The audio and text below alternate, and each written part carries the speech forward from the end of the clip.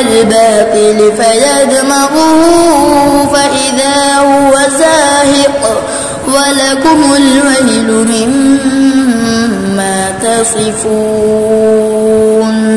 السلام علیکم ورحمۃ اللہ وبرکاتہ. الحمد للہ رب العالمین والصلاة والسلام علی رسولہ الکریم. اما بعد. محترم دوستو اور عزیز ساتھیو، رب ذوالجلال والاکرام اس کائنات میں ہر انسان کو ابتلا و آزمائش میں مبتلا کرتا رہتا ہے. سب سے سخت آزمائش، امتحان، ایگزام، ٹیسٹ اللہ تبارک و تعالی نبیوں سے دیتا ہے. انہی نبیوں میں سے سیدنا حضرت ابراہیم علیہ السلام ہیں، جن کی پوری لائف ایگزام، ٹیسٹ، آزمائش اور ابتلا سے بھری ہوئی ہے.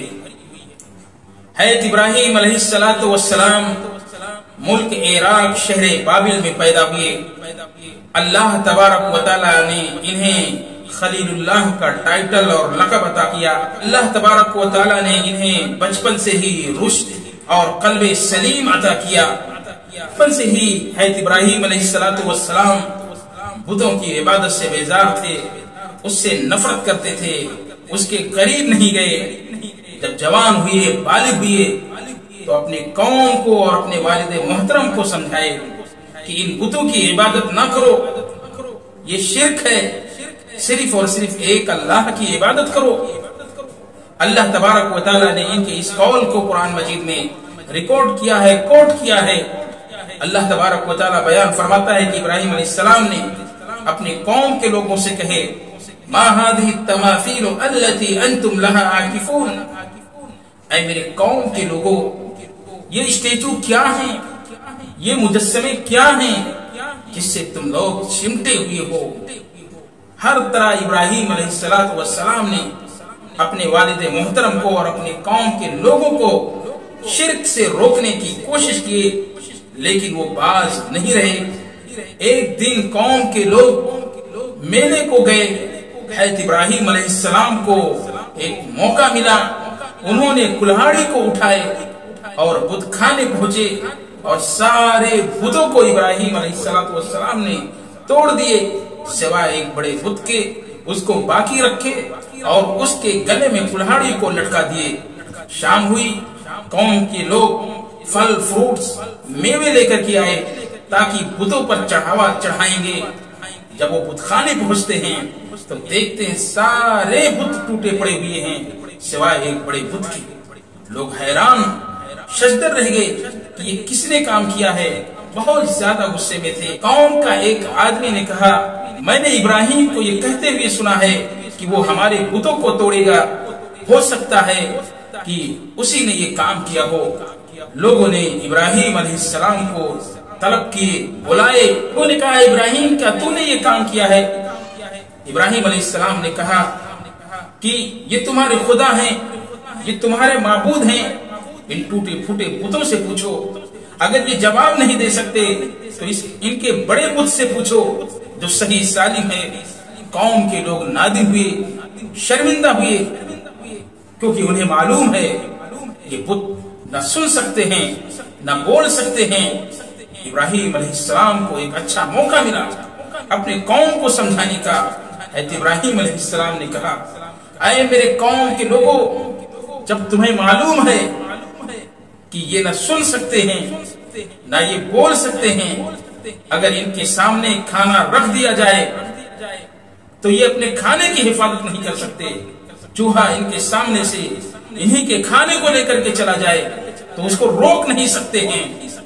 تو یہ کیسے معبود ہو سکتے ہیں؟ کیسے یہ خدا ہو سکتے ہیں؟ کیسے یہ تمہارے نفع نقصان کے مالک ہو سکتے ہیں؟ لہذا ان کی عبادت کرنے سے تم لوگ باز رہو. اب یہ بات ایک دم آشکارا ہو گئی، واضح ہو گئی کہ یہ کام ہو نہ ہو ابراہیم علیہ السلام کی.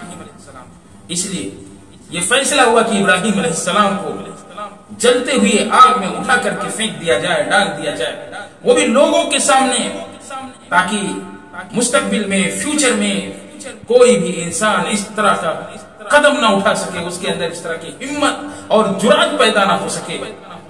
لکڑیاں جمع کی گئی. مفسرین کہتے ہیں کئی مہینوں تک لکڑیاں جمع کی گئی. اور جب اس کو بھڑکایا گیا، آگ اتنی سخت تھی کہ اگر اس کے اوپر سے کوئی چڑیا گزر جائے تو وہ جل کر کے راکھ ہو جائے۔ ابراہیم علیہ السلام کو منجنیق کے ذریعے سے آگ میں پھینکا گیا۔ ابھی آپ ہوا ہی میں تھے کہ جبریل علیہ السلام آتے ہیں اور کہتے ہیں اے ابراہیم اگر کہو تو میں تمہاری مدد کروں۔ ابراہیم علیہ السلام نے کہا کہ مجھے آپ کی مدد کی ضرورت نہیں، کیونکہ اللہ تبارک و تعالی ہماری حالت سے واقف ہے، وہ ضرور بھی ضرور میری مدد کرے گا۔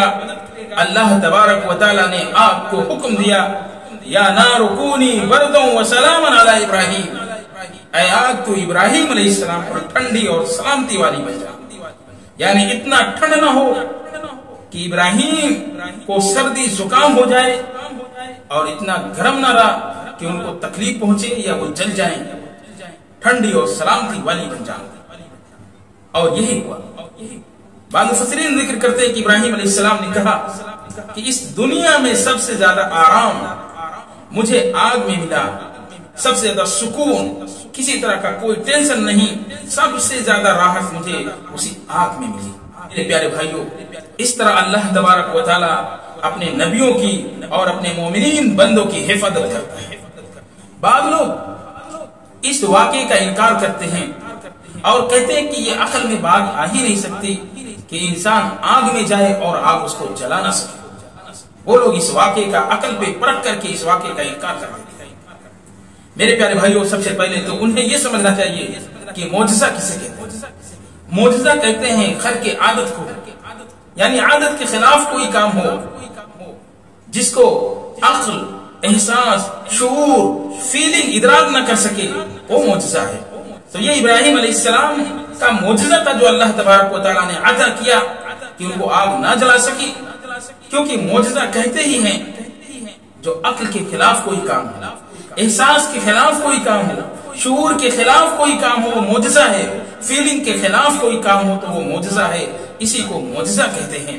تو اللہ تبارک و تعالیٰ نے یہ ابراہیم علیہ السلام کو معجزہ عطا کیا تھا اور یہ واقعہ رونما ہوا ہے۔ آخر میں ہم اللہ رب العزت سے دعا کرتے ہیں کہ الہ العالمین تو ہم تمام لوگوں کو نبیوں کے نقش قدم پر چلنے کی توفیق عطا فرما۔ آمین، تقبل یا رب العالمین۔ والسلام علیکم ورحمۃ اللہ وبرکاتہ۔